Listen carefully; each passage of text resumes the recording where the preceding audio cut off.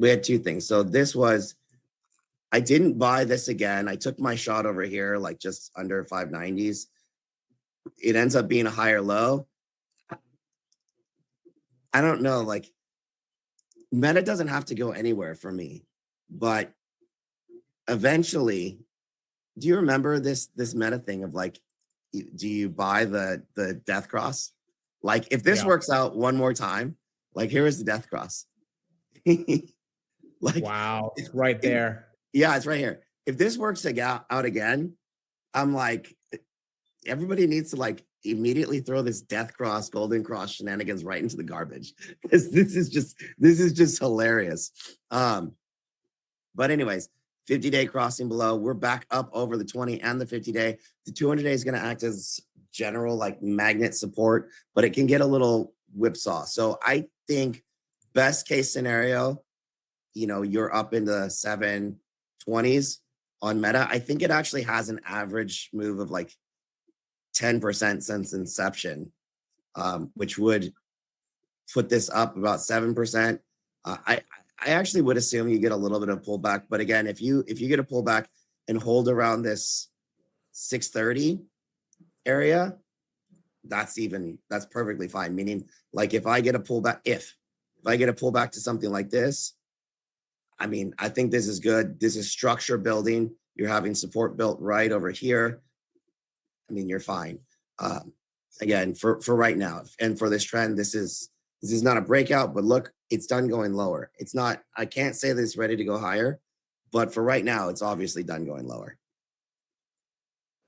Okay, Microsoft, what are you thinking on this one? Max upside here is like 740. Just again, 10% average move. So that's 10%, 740. Which would be where it was on earnings in July, roundabout. Correct. Yeah, and get this, downside, which is just to revisit lows, is 600 anyways. So if it has a big move, 10%, nothing's actually going to happen to this chart. All right, so what was it? Microsoft? Yeah. Bleeding.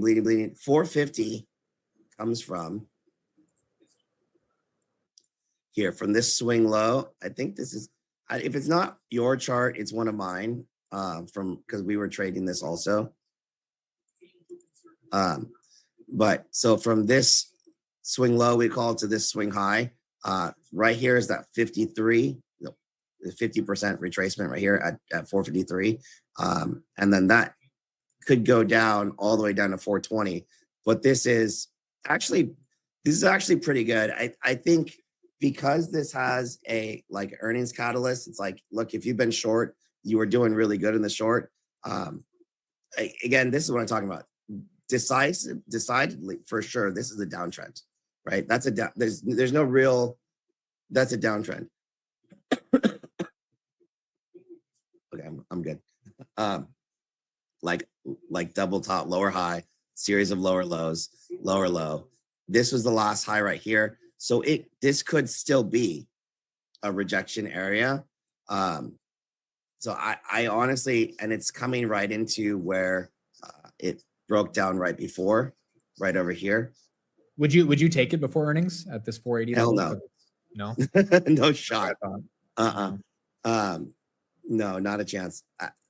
Would I take it short?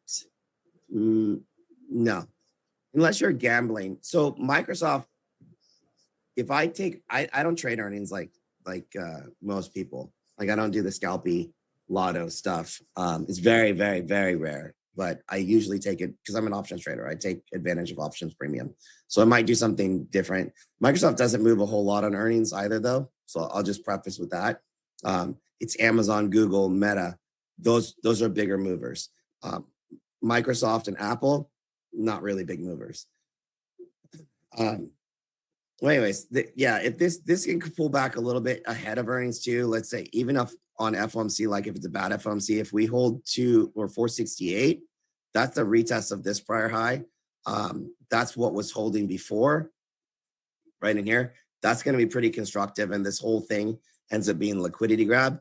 But this, I will have to say, is a bit wishful thinking on Microsoft, because this is still definitively in a downtrend on Microsoft. It just got a little bit of a counter trend bounce right here.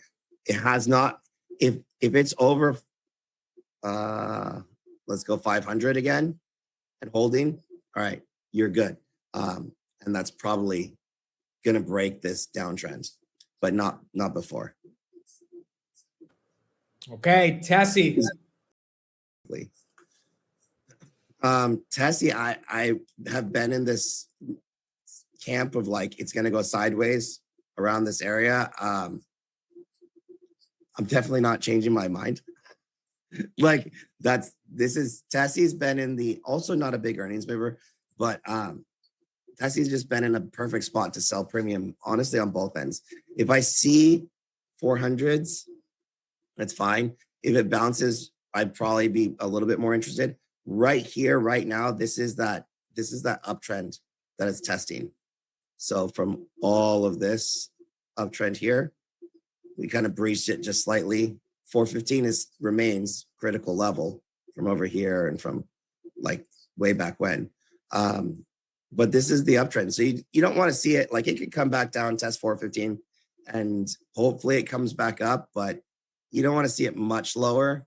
And you definitely don't want to see it lower than that, because that is fine if it does something like that. And then we get closer to being able to say, hey, this is an actual breakout, but we're still absolutely in consolidation. No matter what happens to this chart right here on earnings, also nothing can change the trajectory of Tesla right now, because like it's not going to drop $100. A $50 drop, honestly, down here ends up probably being a buy for at least another counter trend bounce, and a $50 bounce on earnings to the upside is not a new high. So for those reasons, I think stay the course in terms of selling premiums. I think that's fair.